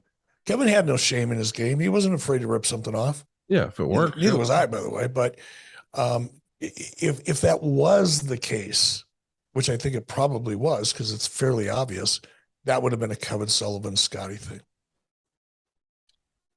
It's 1998, and we really start to see Raven's star on the rise. DDP and Chris Benoit are going to engage in feuds with him. Of course, we know in real life, DDP and Raven are pretty good pals. In an uncensored 98, DDP would defeat Raven and Benoit in a three-way to keep the U.S. title, but it really helps bring up both guys. And then we even start to see some mainstream stuff. Raven would attack DDP on the set of MTV's TRL show in the spring of 98. Of course, this is a different era, but MTV had a big show at the time, Total Request Live, and it's tuned into, I mean, if you're in high school, you're probably watching that show.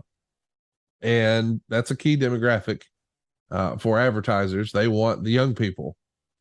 Well, hey, here's a way to sort of bleed it over. Now, of course, it's not the Tonight Show. We've talked about that a lot. Kind of a cool opportunity to be doing something with MTV here, though, is it not? Yes. And you'll have to ask DDP about this because I'm not 100% clear or sure that I'm right, but I'm pretty sure that opportunity came about through DDP because Paige was friends with one of the producers on that show. And I think Paige kind of created that opportunity for himself and Scotty. It wasn't like MTV came to us and said, okay, we need two guys. Who do you got? That was really, that was just typical DDP picking up the phone and working a contact. I love it.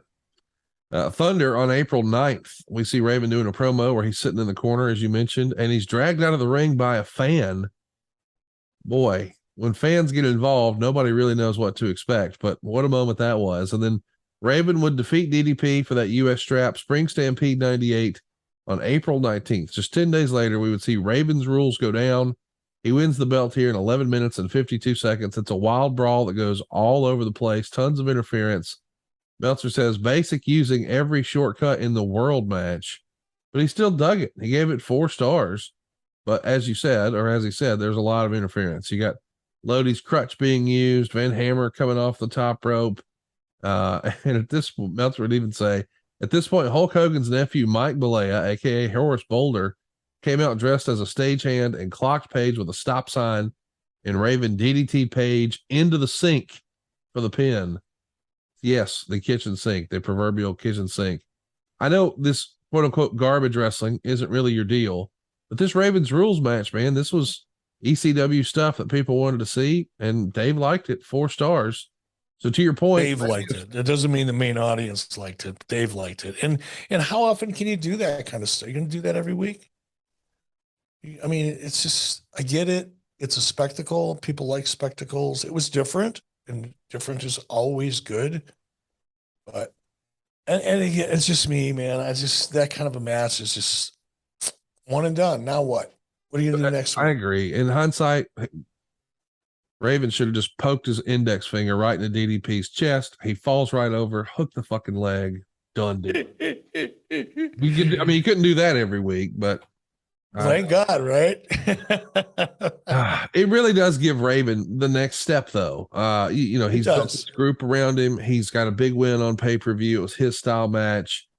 Man, it's going to be huge. Nope, he loses it the next night to Goldberg. So it was a way to get the belt off of DDP, another babyface, put it on a heel, have Goldberg squash him the next night. That sucked. Yeah, I mean, transitional championship. It is what it is. And you know what? Even if it was going to be, which it was, give it a month, man. Yeah. The fuck? No one's going to die if you drag this out for a little while and try to make it mean a little bit more. So if Scotty Levy's got a bitch with me or his time in WCW around this time, that part of it is a valid bitch. Yeah, that was shitty. May 9th, speaking of shitty, Chelsea Pier in Manhattan is where you guys film the disastrous WCW/MTV Ultimate Video Bash Show. Meltzer described it as saying, "This was so bad that all standards of bad of this industry have now become passé. Real problem, it was pouring rain and windy as hell, and the event was held outdoors. As a result of the weather, there's like less than 50 fans there. Announcers Tony Schiavone and Zbyszko acted as if they didn't want to be there either. And there were supposed to be 8 matches in a 3-hour special, but due to the rain, they only had 1 match. It was a 90-second bout where Public Enemy beat High Voltage, and the rest were bad interviews, bad angles, and worse weather. The show ended up being cut to 2 hours, and it was so bad that the scheduled replay showing of it later that evening was canceled. The show offered the audience a chance to call a 900 line to vote for bands, with the winners advancing in a tournament, and the final winner would become the MTV champion.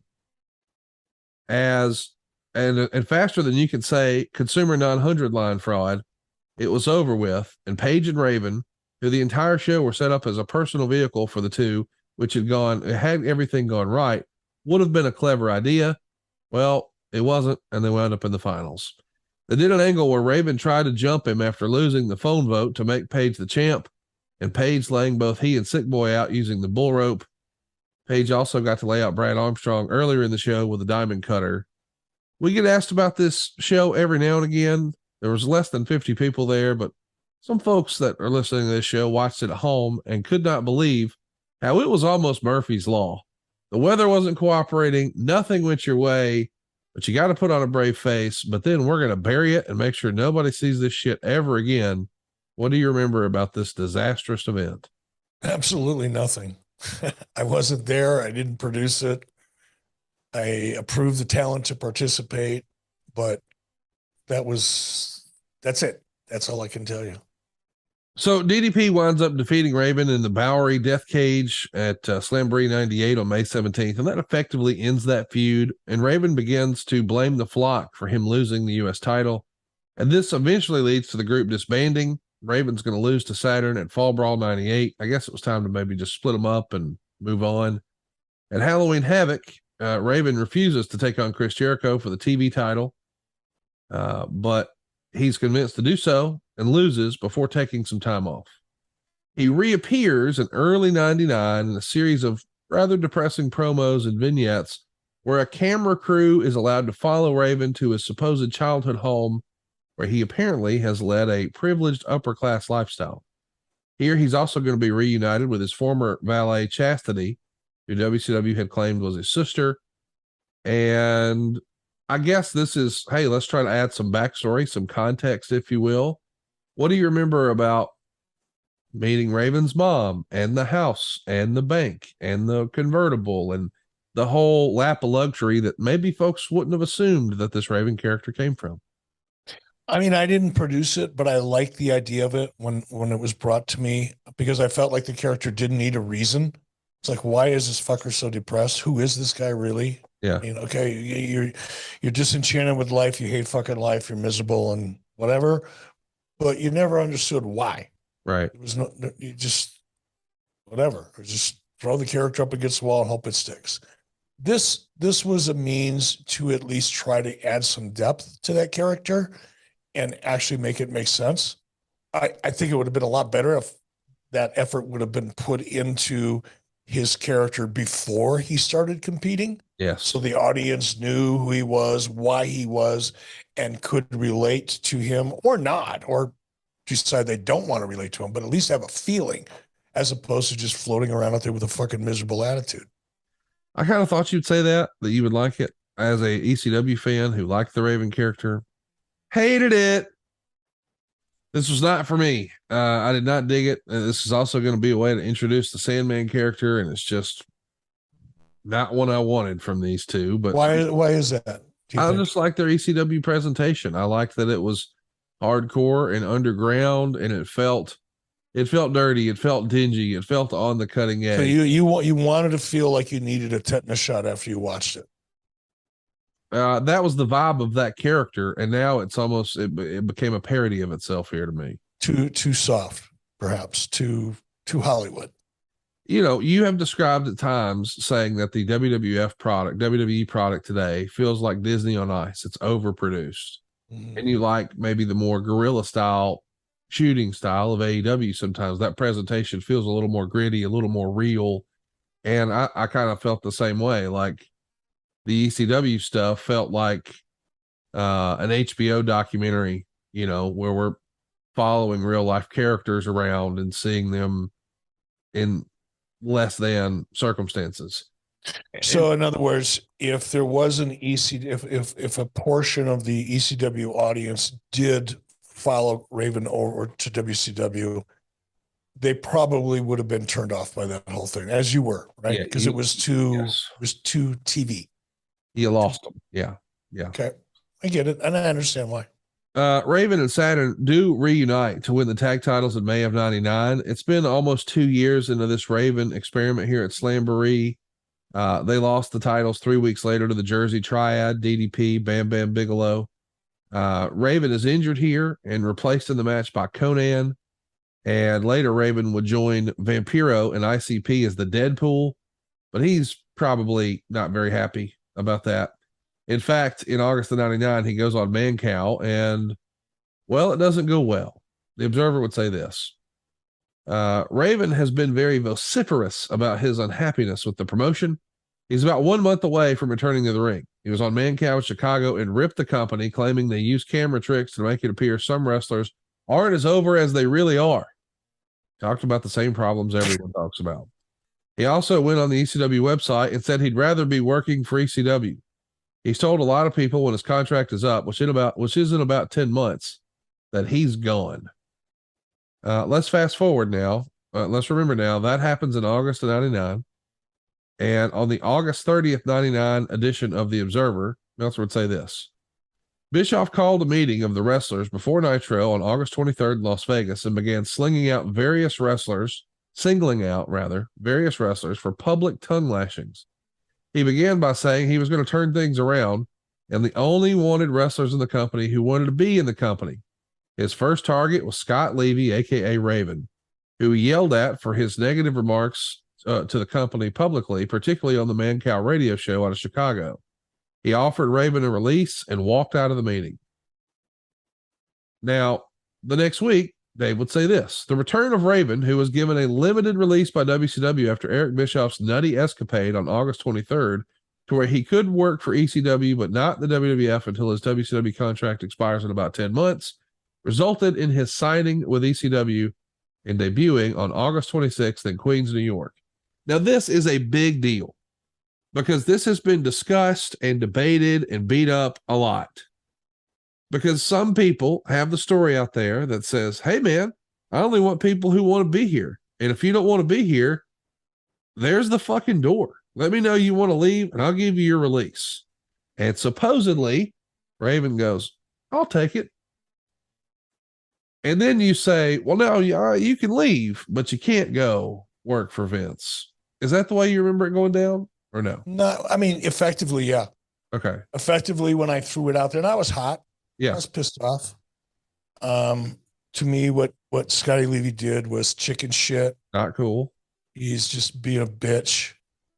And once someone falls into that category with me, I treat them with similar respect or lack thereof. Yes. So, yeah, I threw it out there, and then it was Nick Lambros that said, okay, great, we'll let him go, but here's where he's not going to go. Okay. The limited release was really Nick's idea, and I thought it was great. Checkmate, Muckerfather. Yeah. Go ahead. Go work for Paul, who the reason you came to work for me is because he wasn't paying you. But hey, go ahead, go back. Cool. By the way, in doing this, Meltzer would say Raven agreed to a 1-year deal. He was earning $275K on his WCW contract. He took an ECW deal believed to be in the range of $150 for the year. And he told friends he'd finish up in the time frame of his WCW contract in ECW before going to the WWF. But in the ECW dressing room, noted that his original plan years ago was to work 4 months in ECW before moving on, but he wound up staying nearly 3 years. So be careful what you wish for. You were making $275 to not be used very often or very well. And now you're making $150 if the check's clear. Kind of a curious decision in hindsight. One I can't help but wonder if maybe he thought was maybe 1 step back for 2 steps forward. Maybe he thought the WCW organization had mangled or misused his Raven character, and maybe he could get it back on track and then take that new attitude leap to the WWE and maybe more money. We do know that's going to work out. He's going to go there, but creatively, he probably wasn't nearly as fulfilled in the WWF either. He did enjoy his greatest critical success in ECW, but critical success and financial success don't always go hand in hand. What did you think of his decision to take you up on leaving and take a pay cut? Was it just a pissing contest between the two of you at that point, do you think? No, I think he would look. I could at that point, and I don't feel the same way now. Obviously, time has changed. Time heals all wounds, I guess. Yeah. But at the time, I thought, fuck him. Sooner he's gone, the better. He was just a negative, miserable influence. He's just everywhere he went, there was just like this miserable, dark shadow following him.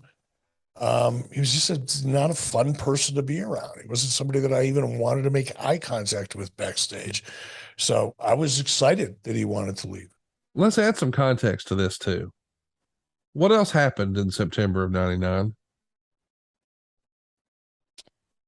I got fired. I'm just saying, he may be at the end of his rope.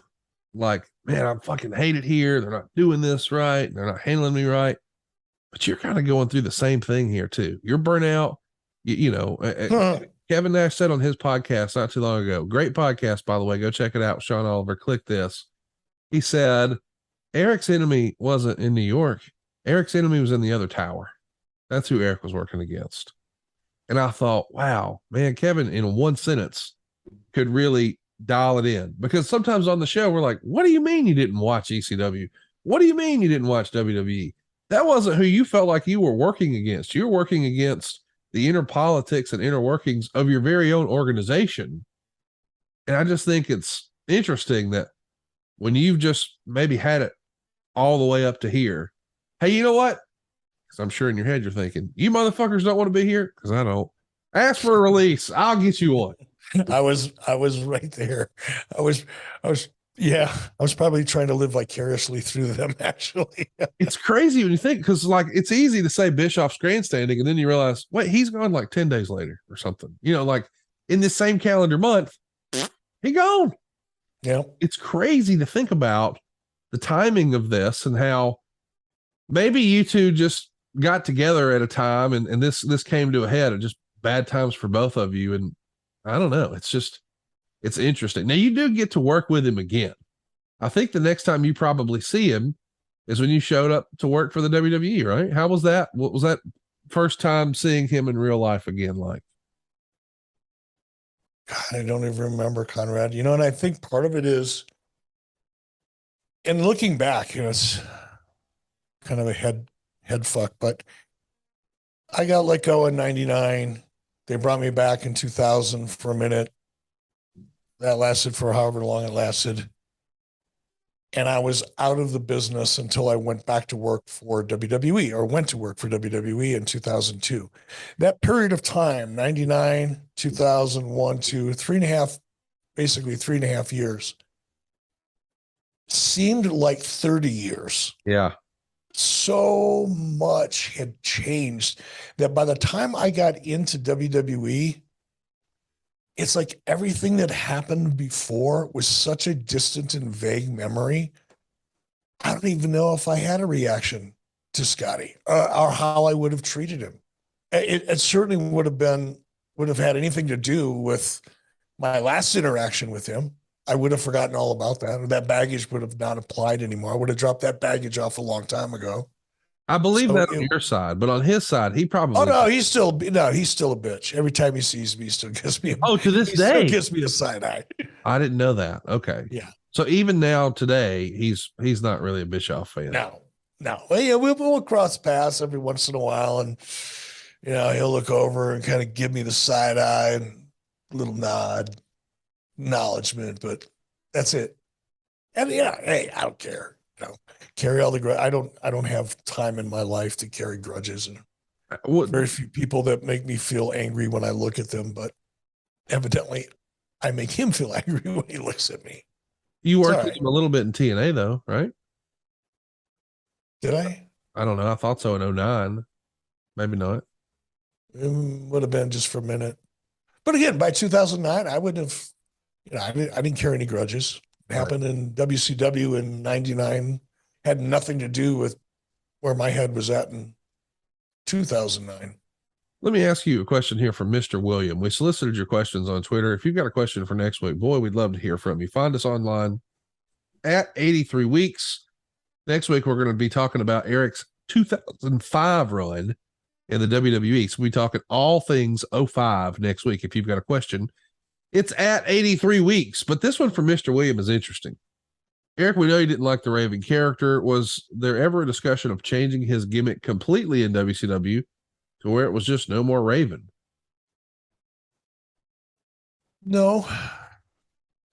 Again, and I'm only going to say this one more time so as not to bore people, but the fact that I didn't like the character didn't matter. Yeah. If the character was going to work, it was going to work whether I like it or not. But the point is, you didn't think it was getting over. So I didn't. Did you ever consider changing course? Let me take that back.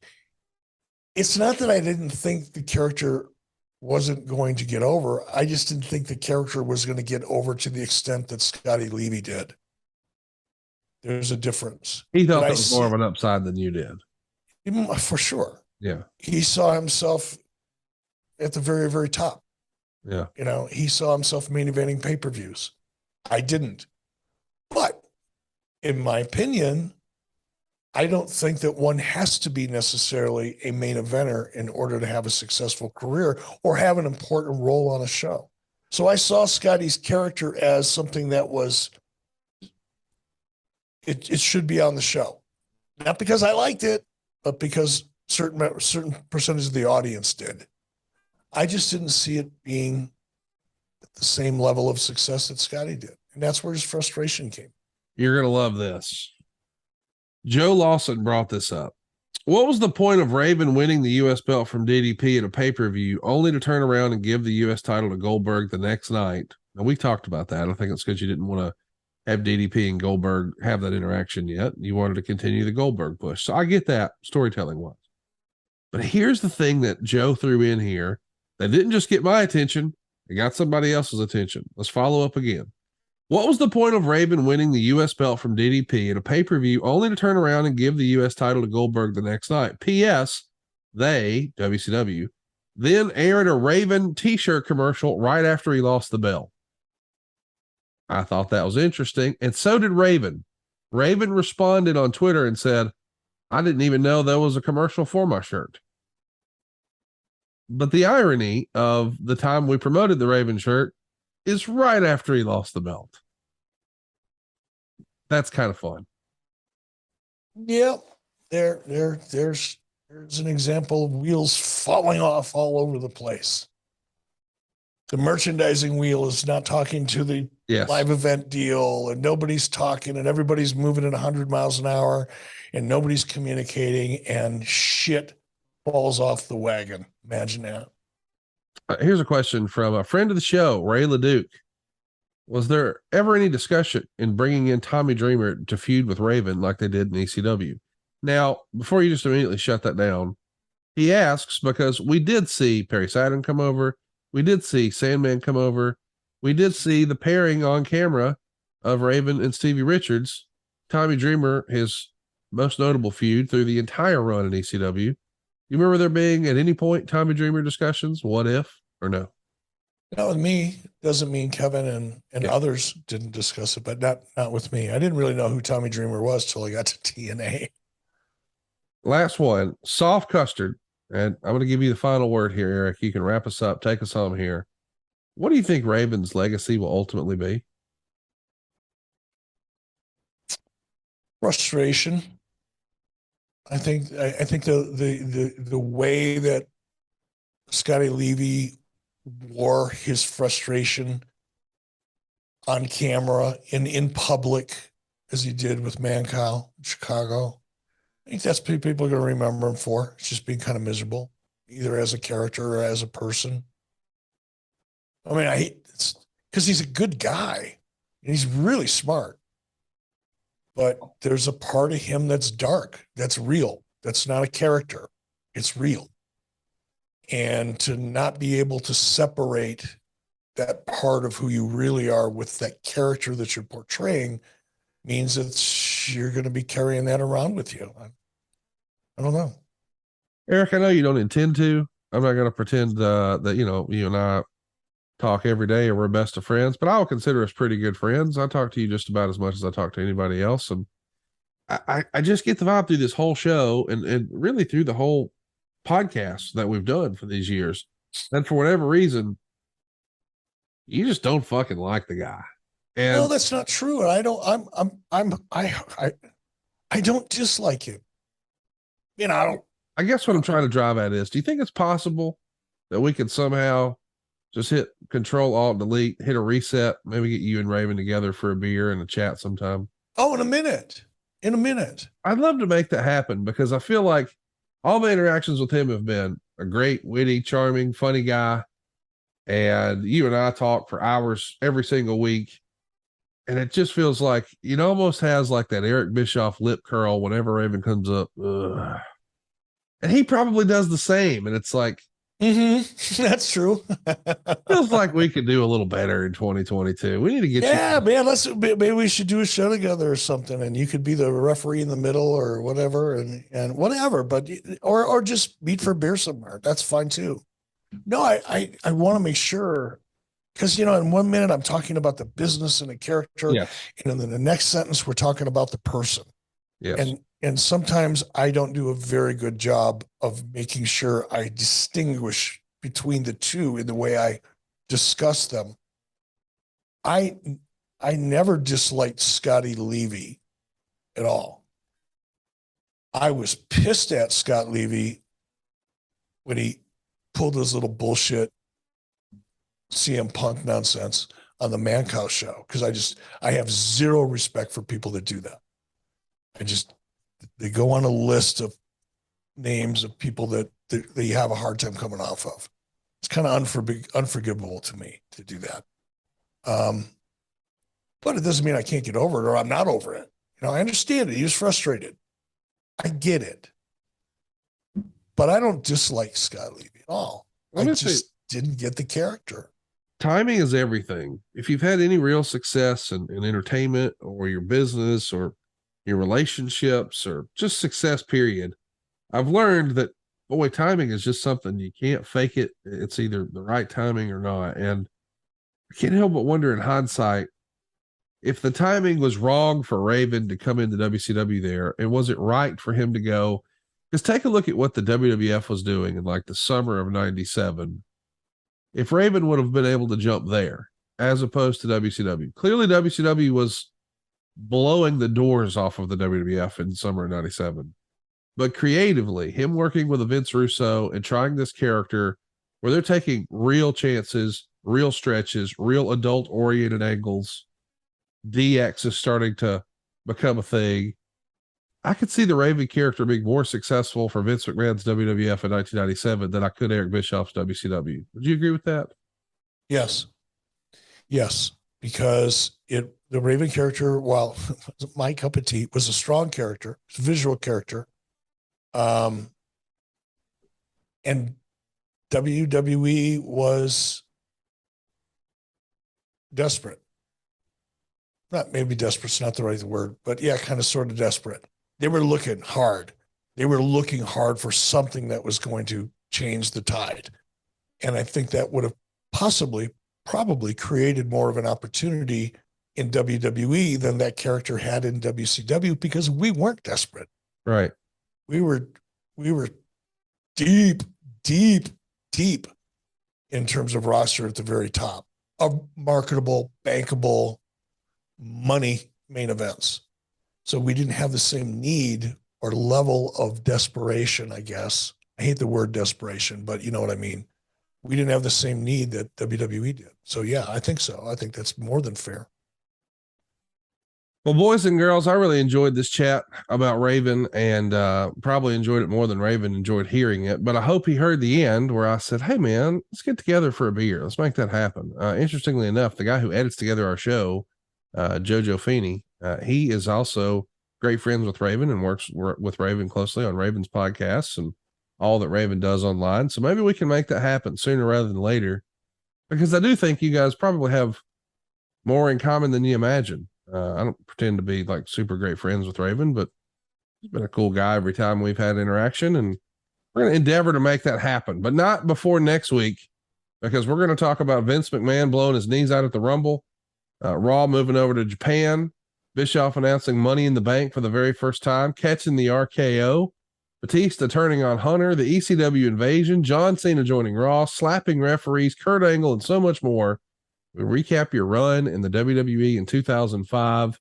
And before you know it, man, it's going to be Halloween. I can't believe here we are in October. Is it just me, or is this year flown by, Eric? Man, it's flown by. It is flown by. It's just, I mean, Christmas is going to be here in a minute. It's nuts. But hey, before we go, I want to talk about this earlier, but I just get caught up in our conversation. Yeah. You know, I love to cook. You know, I love to grill, right? Yes. I love good quality meat. And Mrs. B and I pay a lot of attention to where our food comes from, Right. how it's processed, if it's processed at all. We love organic stuff, blah, blah, blah, blah. Wyoming Legacy Meats is a processor retailer here in town that I've been using for a long time, but they've really, really upped their game. They've got their own USDA processing plant, which means that when I go to Wyoming Legacy Meats and I buy a cut of steak or a pound of ground beef or whatever it is, I know that ground beef or that steak, that meat product came from a local grower here in Wyoming, right around Yellowstone National Park, because Wyoming Legacy Meats sources their meat from local growers here that grow their meat to certain standards. And they have an amazing, amazing selection of some of the highest quality meat I've seen anywhere in the country. And I'm encouraging you to go to WyomingLegacyMeats.com, shop their catalog. When you see their Wagyu Angus meat, if you can, give that a shot. Give it a shot. It's amazing quality meat. It's better than anything that I've had. It's any of the finest steakhouses I've ever been in. You've got to give it a try. That's WyomingLegacyMeats.com. Use the promo code Eric and see what the free shipping, anything over $159 free shipping. They've got some buffalo. They have what they call regenerative beef, meaning it's all just grass-fed, organic. It's some of the highest quality meat you can find anywhere, and they'll ship it right to your door. Check it out. Dude, this is awesome. I'm checking. Yeah, I'm going to get you some. I'm going to ship you a box, Conrad, and I know you believe me when I tell you this stuff, because we are good friends. You know, I wouldn't bullshit you, but you can't believe it until you actually try it. It's that good. I'm all about it. I mean, they got Wagyu Angus ground beef 80/20. My wife hears that, buddy. That's all we're using. And even like if you're putting in like a spaghetti or lasagna or something, the difference in quality is so noticeable that it's hard to believe. It's and like I can't go back and eat anything else but Wagyu Angus now. I'm spoiled. Rotten. Yeah, they got Angus liver in here. They got everything. Guys, check this out. WyomingLegacyMeats.com. What was the promo code, Eric? Eric. Just Eric. Eric, come on. They got tongue. I gotta tell. Lingua. They can make it lingua tacos. Tell Mr. Silva. He loves it. He'll go to Whataburger. Check it out, boys and girls. WyomingLegacyMeats.com. That promo code is Eric. We'll be back next week talking all things Eric in WWE 2005 right here on 83 Weeks with Eric Bischoff. Hey, it's Conrad Thompson. Thanks for checking out the podcast here on YouTube. Be sure to hit the subscribe button and the notifications bell so you get a notice anytime we upload some new content. And go save yourself some money right now. If you're in a 30-year loan or you have credit card debt, it's not a matter of if I can save you money. It's a matter of how much. Find out right now for free at SaveWithConrad.com.